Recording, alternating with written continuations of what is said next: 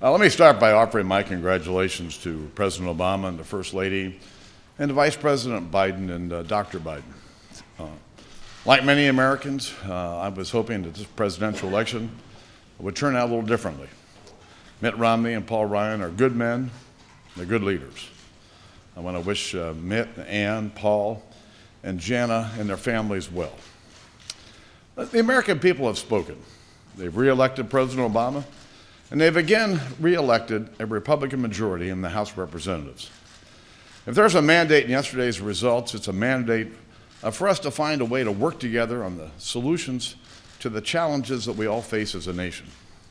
And my message today is not one of confrontation, but one of conviction.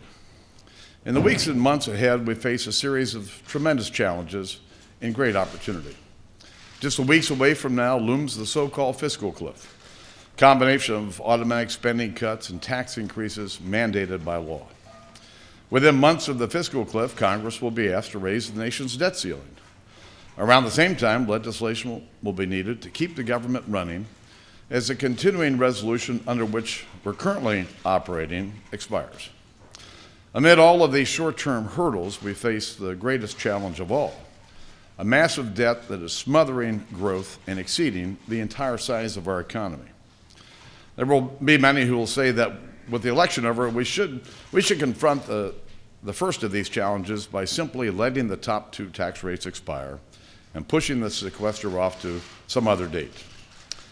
They'd have us engaged in the same short-term temporary policies that have helped put us into this fix. In essence, they're saying, let's have more of the same. Let's agree to drive our economy off part of the fiscal cliff instead of driving it off the whole fiscal cliff, and we'll call it a day. You know, that might get us out of town, but it won't get us out of the problem, and it will also hurt our economy. And we can't keep going on like that, and we can't keep setting the bar that low. It's time that we raise the bar. You know, the American people this week didn't give us a mandate to simply do the simple thing. They elected us to lead. They gave us a mandate to work together to do the best for our country.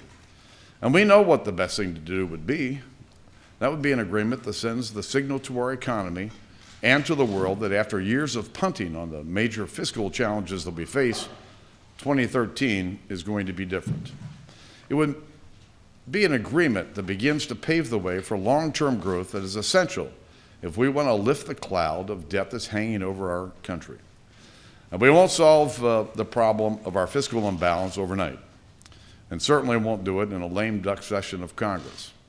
And it won't be solved simply by raising taxes or taking a plunge off the fiscal cliff. What we can do is avert the cliff in a manner that serves as a down payment on and a catalyst for major solutions enacted in 2013 to begin to solve the problem. Mr. President, the Republican majority here in the House stands ready to work with you to do what's best for our country. And that's exactly what I told the President earlier today. That is the will of the people, and we will answer to them. And doing what's best means fully considering the impact of the policies that we might set in motion. You know, the independent accounting firm Ernst & Young says going over part of the fiscal cliff and raising taxes on the top two rates would cost our economy more than 700,000 jobs. Ernst & Young also confirmed that many of those hit with a rate increase will be small business owners, the very people who both parties acknowledge are the key to private sector job creation. There's an alternative to going over the fiscal cliff, in whole or in part. It involves making real changes to the financial structure of entitlement programs and reforming our tax code to curb special interest loopholes and deductions. By working together and creating a fairer, simpler, cleaner tax code, we can give our country a stronger, healthier economy. A stronger economy means more revenue, which is what the President seeks.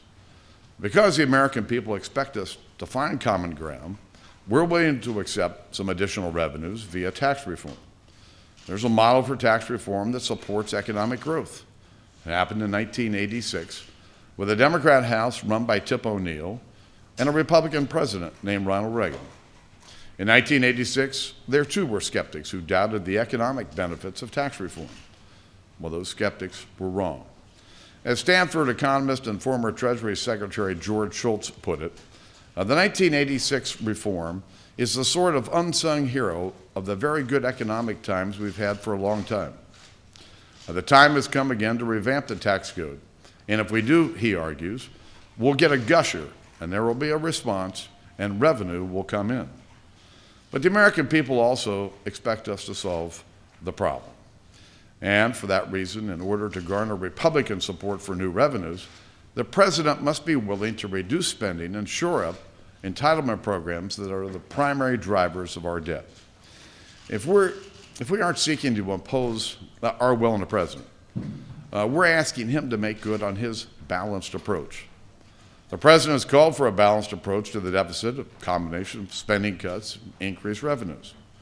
But a balanced approach isn't balanced if it means higher taxes on small businesses that are the key to getting our economy moving again and keeping it moving.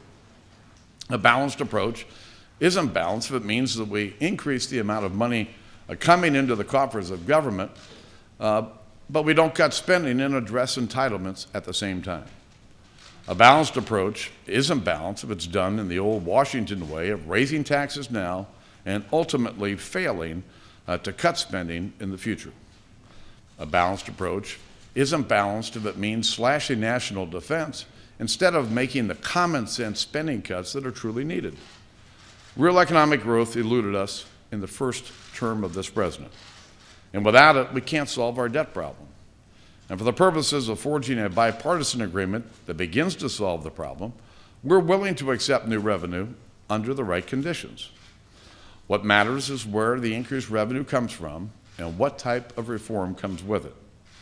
Does the increased revenue come from government taking a larger share of what the American people earn through higher tax rates? Or does it come as a byproduct of growing our economy, energized by a simpler, cleaner, fairer tax code with fewer loopholes and lower rates for all? And at the same time we're reforming the tax code, are we supporting growth by taking concrete steps to put our country's entitlement programs on a sounder financial footing? Or are we just going to continue to duck the matter of entitlements, thus the root of the entire problem? Shoring up entitlements and reforming the tax code, closing special interest loopholes and deductions, and moving to a fairer, simpler system will bring jobs home and result in a stronger, healthier economy. And history teaches that this is the right path to take. Tax reform done in a manner in which I've described will result in additional revenue that the president seeks. It will support economic growth, which means more revenue generated for the Treasury. And it will improve the efficiency of the tax system, which means additional revenue as well. Listen, we're closer than many think to the critical mass that's needed legislatively to get tax reform done. The President and I talked about it extensively during the summer of 2011. Senator Pat Toomey and Chairman Jeb Hensarling, with the support of other Republicans, offered substantive proposals in the so-called super committee last year that provided revenue via tax reform. Now, the American people recognize that our economy, getting it moving again, is the only way we'll be able to balance the federal budget. And the question we should be asking is not which taxes should I raise to get more revenue, but which reforms can we agree on that will get our economy moving again? There are two paths we can take to get the revenue the president seeks. Feeding the growth of government through higher tax rates won't help us solve the problem. Feeding the growth of our economy through a better and cleaner tax code will. Now, the president has signaled a willingness to do tax reform with lower rates. Republicans have signaled a willingness to accept new revenue if it comes from growth and reform. So let's start the discussion there. I'm not suggesting we compromise on our principles, but I am suggesting that we commit ourselves to creating an atmosphere where we can see common ground where it exists and seize it. And if we can't find common ground, it means we'll continue to operate on a tax code on a year-by-year basis. It means we'll continue to extend major programs for a month at a time. It means we'll continuously face expiration of the government's borrowing authority, and we'll be on constant downgrade watch from our creditors. In the New Testament, there's a parable told of two men. one who built his house on sand, the other who built his house on rock. The foundation of our country's economy, the rock of our economy, has always been small businesses in the private sector. I ran one of those small businesses, and I can tell you that raising the small business taxes means they don't grow. If small businesses don't grow, our economy doesn't grow. And if our economy doesn't grow, we don't have a prayer of digging our country out of the hole that we call our national debt. This is why going over part of the fiscal cliff and raising taxes on job creators is really no solution at all. Instead of building our house on sand, let's build it on rock. Instead of raising small business taxes, let's start by fixing their problems. Let's start by giving them some confidence and certainty about what the future holds.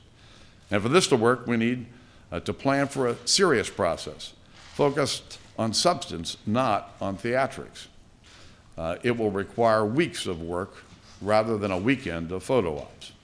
It won't happen around a campfire at Camp David or in a secret room of some Air Force base, or as much as I'd like, over 18 holes of golf. All right? This is going to take time, but if we're all striving for a solution, I'm confident that we can get there. Mr. President, this is your moment. We're ready to be led, not as Democrats or Republicans, but as Americans. We want you to lead, not as a liberal or conservative, but as President of the United States of America. We want you to succeed. Let's challenge ourselves to find the common ground that has eluded us. Let's rise above the dysfunction and do the right thing together for our country. Thank you all.